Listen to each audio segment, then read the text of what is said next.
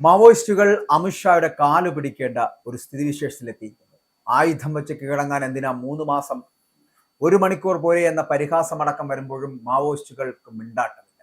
മാവോയിസ്റ്റുകളെ തീർക്കാനായിട്ട് operation black forest എന്ന ദൗത്യം കർശനമായി നടപ്പാക്കി തുടങ്ങിയതോടെ ജീവൻ രക്ഷിക്കാൻ മാവോയിസ്റ്റുകൾ ഇപ്പോൾ അമിത്ഷായുടെ കാലു പിടിക്കുകയാണ്. ഇപ്പോൾ ആയുധം വെച്ച് കീഴടങ്ങാൻ ഇനിയും 3 മാസത്തെ സമയം ചോദിച്ചിരിക്കുകയാണ് 3 സംസ്ഥാനങ്ങളിലെ മാവോയിസ്റ്റുകളെ പ്രതിനിധീകരിക്കുന്ന നേതാവായിട്ടുള്ള ആനന്ദ്. ഇതോടെ സാമൂഹ്യ മാധ്യമങ്ങളിൽ മാവോയിസ്റ്റ് നേതാവിനെതിരെ പരിഹാസങ്ങൾ വരികയാണ്. ആയുധം വെച്ച് കീഴടങ്ങാൻ 1 മണിക്കൂർ പോരെ, എന്തിനാണ് 3 മാസം എന്ന് തുടങ്ങി നിരവധി പരിഹാസങ്ങളാണ് ഇതോടൊപ്പം ഉയരുന്നത്. ആയുധം വെച്ച് കീഴടങ്ങാൻ 2026 ഫെബ്രുവരി 15 വരെയാണ് ആനന്ദ് മഹാരാഷ്ട്ര, ഛത്തീസ്ഗഡ്, മധ്യപ്രദേശ് സംസ്ഥാന മുഖ്യമന്ത്രിമാരോട് തുറന്ന കത്തിലൂടെ സമയം ചോദിച്ചിരിക്കുന്നത്. കത്തിന് പിന്നിൽ ഗൂഢാലോചനയുണ്ട് എന്നുള്ള കാര്യത്തിൽ സംശയമില്ല. അത്തരത്തിൽ തന്നെയാണ് കാണേണ്ടത്. മാവോയിസ്റ്റ് നേതാവിന്റെ ഈ കത്തിന് പിന്നിൽ ഗൂഢാലോചനയുണ്ട് എന്നുള്ളത് ഇന്റലിജൻസ് റിപ്പോർട്ടുകളാണ്. കീഴടങ്ങാൻ 3 മാസത്തെ സമയം അനുവദിക്കണമെന്ന് പറയുന്നതിന് പിന്നിൽ പലതരം തന്ത്രങ്ങൾ ഉണ്ടാകാമെന്ന് വിലയിരുത്തപ്പെടുന്നു. ഒന്ന്, കൂടുതൽ ആയുധങ്ങൾ സമാഹരിച്ച് കേന്ദ്രസേനയെ തിരിച്ചടിക്കുക എന്നതാണ് അതിലൊരു കാരണം.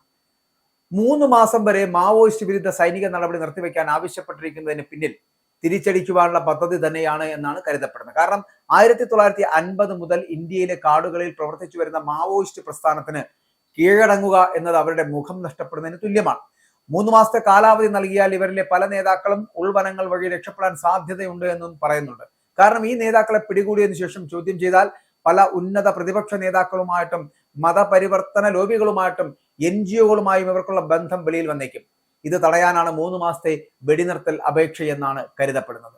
ഡൽഹിയിൽ മാവോയിസ്റ്റുകൾക്ക് അനുകൂലമായിട്ട് വിദ്യാർത്ഥികളുടെ കലാപമുണ്ടാക്കിയതിന് പിന്നിലും ഗൂഢശക്തികൾ ഉണ്ട് എന്ന് ഇന്റലിജൻസ് ഏജൻസികൾ കരുതുകയാണ്. ഹിറ്റ്മ എന്ന കൊടും മാവോയിസ്റ്റ് അനുകൂലമായിട്ട് മുദ്രാവാക്യം വിളിക്കുകയായിരുന്നു എന്നും ഡൽഹിയിലെ കോളേജ് വിദ്യാർത്ഥികൾ പറയുന്നുണ്ട്. അപ്പോൾ ഇതിൽ 22 പേരെ അറസ്റ്റ് ചെയ്ത് റിമാൻഡിൽ വെച്ചിരിക്കുകയാണ്. ഡൽഹിയിലെ അന്തരീക്ഷ മലിനീകരണത്തിൽ പ്രതിഷേധിക്കാൻ എന്ന ഭാവേന മുഖം മൂടി ധരിച്ചെത്തിയ ഈ വിദ്യാർത്ഥി സംഘം പൊടുന്നനെ മുഖം മൂടി ഊരിയെറിഞ്ഞ് മാവോയിസ്റ്റ് നേതാവായിട്ടുള്ള ഹിറ്റ്മയ്ക്ക് അനുകൂലമായിട്ടുള്ള മുദ്രാവാക്യം മുഴക്കുകയായിരുന്നു. 2020 78 CRPF ഉദ്യോഗസ്ഥരെ നിയന്ത്രിത സ്ഫോടനത്തിലൂടെ വധിച്ച നേതാവായിട്ടുള്ള ഹിറ്റ്മ കഴിഞ്ഞ ദിവസം പോലീസുമായിട്ടുള്ള ഏറ്റുമുട്ടലിൽ കൊല്ലപ്പെട്ടിരുന്നു. ഈ ഹിറ്റ്മയ്ക്ക് അനുകൂലമായിട്ടാണ് വിദ്യാർത്ഥികൾ മുദ്രാവാക്യം മുഴക്കിയതിനെ ചെറിയ തെറ്റായി കണക്കാക്കാനാവില്ല എന്നാണ് പറയപ്പെടുന്നത്. രാജ്യദ്രോഹത്തിന് സമാനമാണ് ഇത്തരത്തിലുള്ള നടപടികൾ. അതുകൊണ്ട് തന്നെയാണ് ഡൽഹിയിലെ കോടതി ഈ 22 വിദ്യാർത്ഥികളെ 3 ദിവസം റിമാൻഡിൽ വയ്ക്കാൻ ഉത്തരവിട്ടത്. ഈ വിദ്യാർത്ഥി നീക്കം എന്ന് പറയപ്പെടുന്നത് നക്സലുകൾക്ക് അനുകൂലമായിട്ടുള്ള അന്തരീക്ഷം സമൂഹ മാധ്യമങ്ങളിൽ സൃഷ്ടിക്കുവാനുള്ള നീക്കമായിട്ട് വിലയിരുത്തപ്പെടുകയാണ്. ഗോത്രവർഗക്കാർക്ക് രക്ഷകനായിട്ടുള്ള വ്യക്തിയാണ് ഹിറ്റ്മ.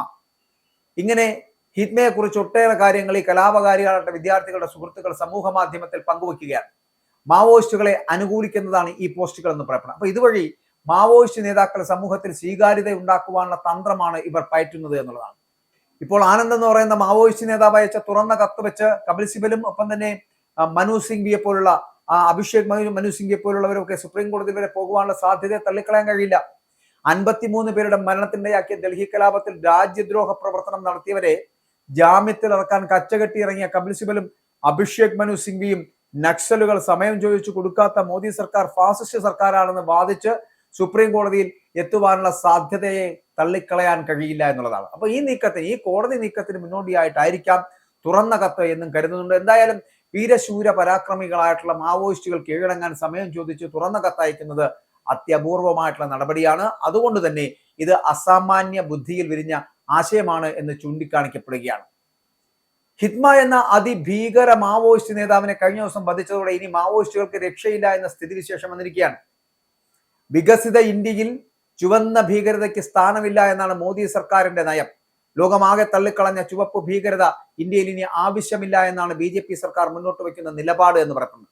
വനപ്രദേശങ്ങളിൽ ഗോത്രവർഗക്കാർക്കിടയിൽ പ്രവർത്തിക്കുന്ന മാവോയിസ്റ്റുകളുടെ ലക്ഷ്യമെന്ന് പറയപ്പെടുന്നത് ഗോത്രവർഗക്കാരുടെ ക്ഷേമമല്ല, പകരം ലോകമാകെ തള്ളിക്കളഞ്ഞ ഇടത് തീവ്ര നിലപാട് നിലനിർത്തുക എന്നത് മാത്രമാണ് എന്നാണ് കേന്ദ്ര സർക്കാരിന്റെ വിലയിരുത്തൽ. അപ്പോൾ മാവോയിസ്റ്റുകളുടെ സാന്നിധ്യം കാരണം ഈ ഗോത്ര മേഖലകളിലേക്ക് വികസനം എത്തിക്കുവാൻ സർക്കാരിന് കഴിയാത്ത സാഹചര്യം ഭാവിയിൽ ഉണ്ടാകരുത് എന്ന് മോദി സർക്കാർ ആഗ്രഹിക്കുന്നു. അപ്പോൾ നക്സൽ മേഖലകളിൽ വികസനം എത്താത്തതിന്റെ കാരണം നക്സലുകൾ മാത്രമാണ് എന്ന് കേന്ദ്ര സർക്കാർ കൃത്യമായി കരുതുകയാണ്. നക്സലിസം എന്ന ആശയത്തെ പരിപോഷിപ്പിക്കുന്നവർ, അവർക്ക് നിയമസഹായം എത്തിക്കുന്നവർ, അവർക്ക് ധനസഹായം എത്തിക്കുന്നവർ എന്നിവരെല്ലാം സർക്കാർ തുറന്നു കാണിച്ചു കൊണ്ടിരിക്കുകയാണ്. മതപരിവർത്തന ലോബികൾ, ചില പരമ്പരാഗത രാഷ്ട്രീയ പാർട്ടികൾ, NGOകൾ എന്നിവർ മാവോയിസ്റ്റുകളെ അവരുടെ ആവശ്യങ്ങൾക്ക് ദുരുപയോഗം ചെയ്യുകയും ചെയ്യുന്നുണ്ട്. ഇതെല്ലാം അവസാനിപ്പിക്കണമെന്നതാണ് കേന്ദ്ര സർക്കാരിന്റെ നിലപാട്.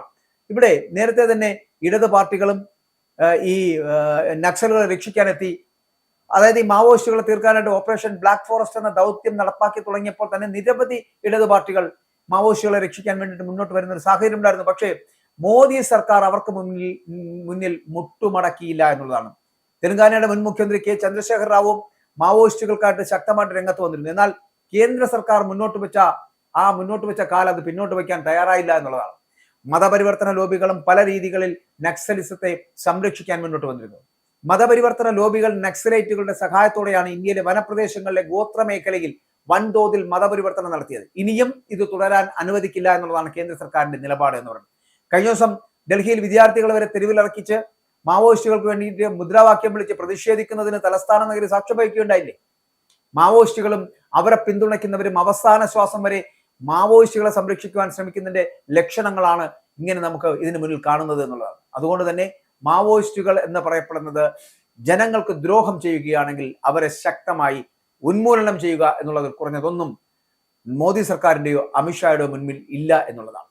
ഇസ്രായേലിന്റെ 5 സൈനിക താവളങ്ങളിൽ കനത്ത നാശനഷ്ടം. മോദി വെളിപ്പെടുത്തുന്ന ഇന്ത്യയുടെ വികസനത്തിന്റെ മയക്കുമരുന്ന് വിൽപ്പനയ്ക്കെതിരെ ശക്തമായ നടപടിയെടുത്ത് ഷാർജ പോലീസ്.